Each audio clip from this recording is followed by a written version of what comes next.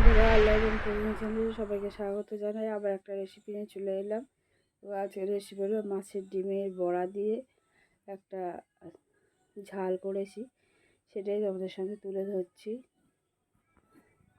ডিমগুলোতে আগে থেকে আমি নুন আর হলুদ দিয়ে রেখেছিলাম। এবার একটা কড়া বসিয়ে দিয়েছি, দিয়ে আমি গরম হয়ে যেতে কড়াটা তেল দিয়ে দিয়েছি।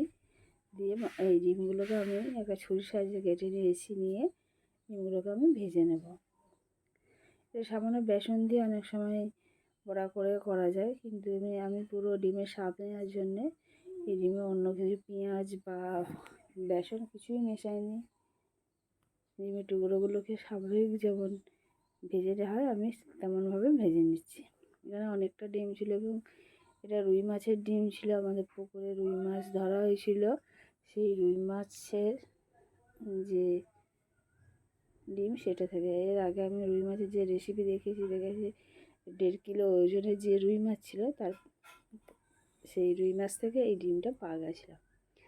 যাই হোক, দেখো উল্টে পাল্টে আমি ডিমগুলোকে ভেজে নিচ্ছি। দেখো মাছের ডিমগুলোকে আমি ভালো করে ভেজে নিয়েছি। নিয়ে এবার ডিমগুলোকে আমি তুলে নিচ্ছি। দেখো হয়ে গেছে। ডিমগুলোকে তুলে নেওয়ার পরে এখানে তেমন কোনো আমি মশলা বা উপকরণ ব্যবহার করিনি। তো সামান্য তেল দিয়েছি, দিয়ে সরু সরু করে আলু কেটে রেখেছিলাম। দেখো আবার কিছুটা তেল দিয়ে দিলাম, দিয়ে একটা পেঁয়াজ আমি কুচিয়ে রেখেছিলাম, সেই পেঁয়াজটা আমি দিয়ে দিলাম।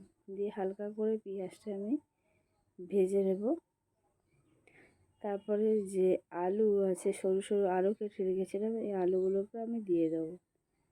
এখানে খুব বেশি তেল মশলা প্রয়োজন হয় না। দেখো পেঁয়াজটা মিনিটখানি নাড়াচাড়া করার পরে সরু সরু কেটে রাখা আলুগুলোকে দিয়ে দিলাম। দিয়ে পেঁয়াজের সঙ্গে আলুগুলোকে খুব ভালো করে ভেজে নিতে হবে। এখানে অন্য অনেক উপকরণ ব্যবহার করে, কেউ পটল ব্যবহার করে বা চিচিঙ্গা ব্যবহার করে। আমি শুধু আলু দিয়ে এই মাছের ডিমে যে রেসিপি সেটাই করছি, সেটাইও শেয়ার করছি।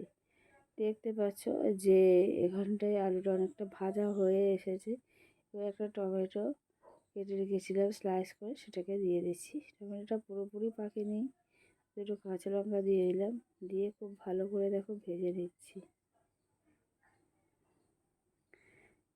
ভাজাটা যেন খুব ভালো হয়। এবারে কিছুক্ষণ ভাজার পরে যখন ভাজাটা মোটামুটি হয়ে আসবে, সেই সময় আদা রসুন আর কাঁচা লঙ্কা পেস্ট করে রেখেছিলাম, খুব সামান্য দেবো, খুব বেশি দেবো। যেহেতু গরম পড়েছে, বেশি মশলা দেওয়ার প্রয়োজন নেই।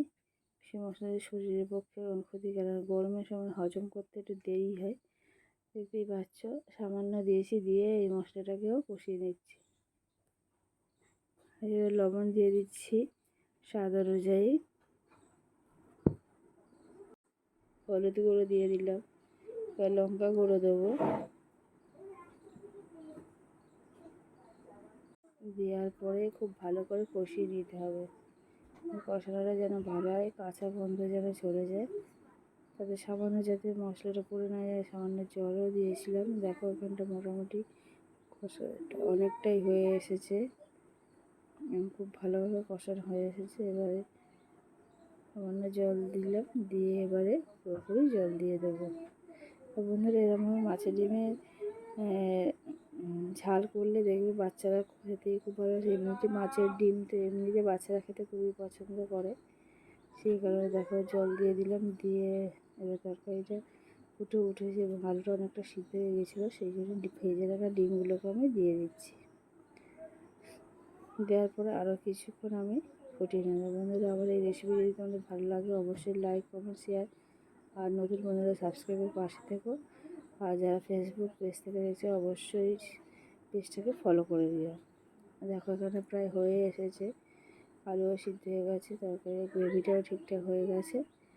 এবার নামিয়ে নেব।